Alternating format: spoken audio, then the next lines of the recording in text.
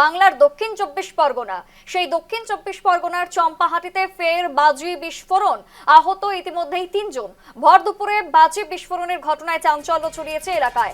আহতদের আশঙ্কাজনক অবস্থায় হাসপাতালে নিয়ে যাওয়া হয়েছে। বিস্ফোরণের পর দমকল দেরিতে পৌঁছানোর অভিযোগ তুলে বিক্ষোভ দেখাতে শুরু করেন স্থানীয় বাসিন্দারা। পরিস্থিতি নিয়ন্ত্রণে বারুইপুরের পুলিশ জেলার অতিরিক্ত পুলিশ সুপার অতীশ বিশ্বাসের নেতৃত্বে ঘটনাস্থলে পৌঁছায় বিশাল পুলিশ বাহিনী। প্রাথমিকভাবে জানা গিয়েছে জনবসতি থেকে কিছুটা দূরে জমির মধ্যে বাড়ি তৈরি করে বাজি তৈরির কাজ চালিয়ে যাচ্ছিল বেশ কয়েকজন। সেখানেই বিস্ফোরণের ঘটনা ঘটেছে বলে প্রাথমিকভাবে অনুমান। কিভাবে বিস্ফোরণের ঘটনা ঘটলো তা খতিয়ে দেখছে বারুইপুর থানার পুলিশ।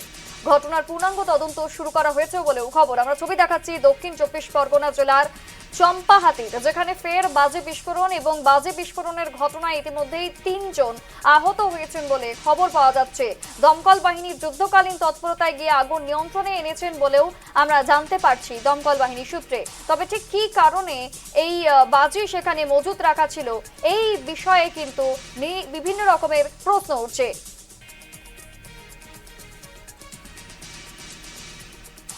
টিম আছে, ফায়ার ব্রিগেড আছে, আমরা তদন্ত করে দেখছি।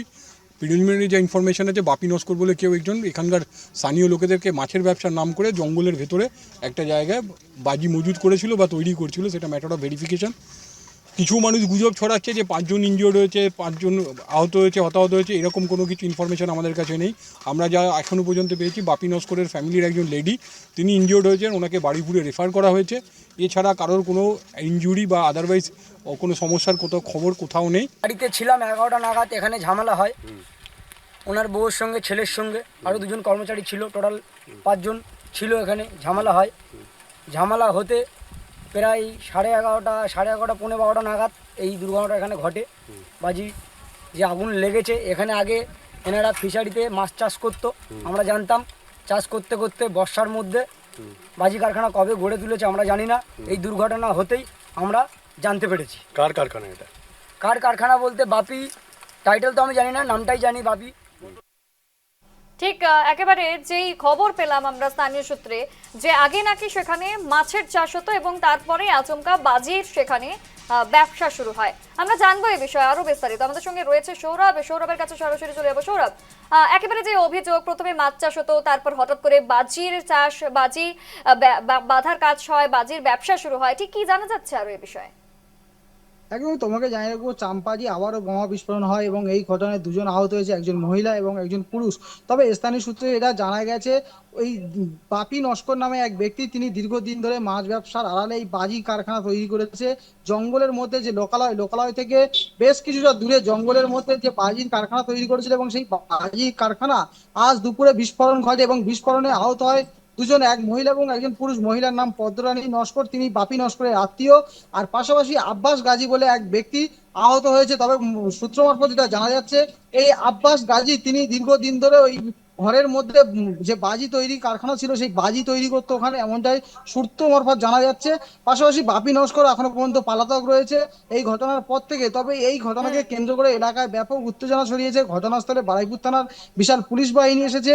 তো এবং আহত 2 মহিলা এবং যে ব্যক্তি রয়েছে তাদেরকে উদ্ধার করে বারুইপুর হাসপাতালে নিয়ে আসা হয়েছে চিকিৎসার জন্য। তবে পুরো ঘটনাকে কেন্দ্র করে এলাকায় ব্যাপক চাঞ্চল্য ছড়িয়েছে। দিশা, একেবারে এই যে একেবারে অবৈধ উপায়ে, অবৈধভাবে সেখানে বাজির ব্যবসা চলছিল, এই প্রেক্ষিতে এখন স্থানীয়রা কি অভিযোগ করছেন? স্থানীয়রা তারা জানিয়েছে দীর্ঘদিন ধরে ওখানে মাছ ব্যবসা করতো, এমনটাই তারা জানতো। কিন্তু ওখানে যে বাজির কারখানা তৈরি করা হয়েছিল এমনটা কারোর কাছে খবর ছিল না। আচমকাই আজকে যখন দুপুরে বিস্ফোরণ হয়, বিস্ফোরণ হওয়ার পরেই তারপর এলাকার লোকজন এলাকায় যায় এবং গিয়েই দেখে যে ওখানে বাজি তৈরি কারখানা তৈরি করা হয়েছিল অবৈধভাবে। কোনো বৈধভাবে বাজি কারখানা ছিল না, অবৈধভাবে চুরি করে ওখানে বাজির কারখানা তৈরি করেছিল।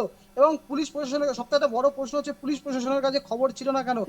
যেহেতু বাজির কারখানা, ওখানে বোমাও তৈরি করার ঘটনাও ঘটতে পারতো, তাহলে আগে থেকে পুলিশ প্রশাসনের কাছে খবর নেই কেন? এমনটাই প্রশ্ন তুলছে এলাকার লোকজন। একদমই। এখন ঠিক পরিস্থিতি কি রয়েছে? পরিস্থিতি এখন স্বাভাবিক হয়ে রয়েছে। ঘটনাস্থলে দমকল আসে এবং দমকলের একটি ইঞ্জিন আসে। ইঞ্জিন আসার পরে ওই যে বাজি কারখানার যে ঘরটি বিস্ফোরণ হয়েছে সেই ঘরটি আগুন নিয়ন্ত্রণে আনে। তবে এলাকাবাসীরা আরেকটা অভিযোগ করছে যে বিস্ফোরণের পর যে দমকলের কর্মীরা রয়েছে তারা আসতে লেট করে এবং তার জন্য আগুন দীর্ঘক্ষণ ওখানে জ্বলতে থাকে, কিন্তু দমকল লেটে পৌঁছায় এই এলাকায়। একদমই একদমই তোমাকে ধন্যবাদ সৌরভ। এবং আমরা দক্ষিণ 24 পরগনার এই যে চম্পাহাটির ছবি আপনাদের দেখাচ্ছি, সেখানে কিন্তু অবৈধভাবে বাজির ব্যবসা, বাজির কারখানা গড়ে তোলা হয়েছিল। সেখানে বুড়ি বুড়ি বাজি রেখে একেবারে ব্যবসা চালাচ্ছিল। তিনজনের নাম ইতিমধ্যে উঠে আসছে, তারা তিনজনেই আহত অবস্থায় রয়েছেন। এবং সেই সঙ্গে ভর দুপুরে বাজি বিস্ফোরণে যে আগুন, তা কিন্তু মুহূর্তের মধ্যে ছড়িয়ে পড়ে। স্থানীয়দের মধ্যে কিন্তু একেবারে আতঙ্কের পরিবেশ সৃষ্টি হয়। পরবর্তীতে কিন্তু দমকল কর্মীরা এসে আগুন নিয়ন্ত্রণে আনে বলে আমরা দমকল বাহিনী সূত্রেও খবর পাচ্ছি। এবং এই ঘটনার যাতে পূর্ণাঙ্গ তদন্ত হয়, পুলিশি তদন্ত হয়, সেই বিষয়েও কিন্তু দাবি তুলেছেন স্থানীয়রা।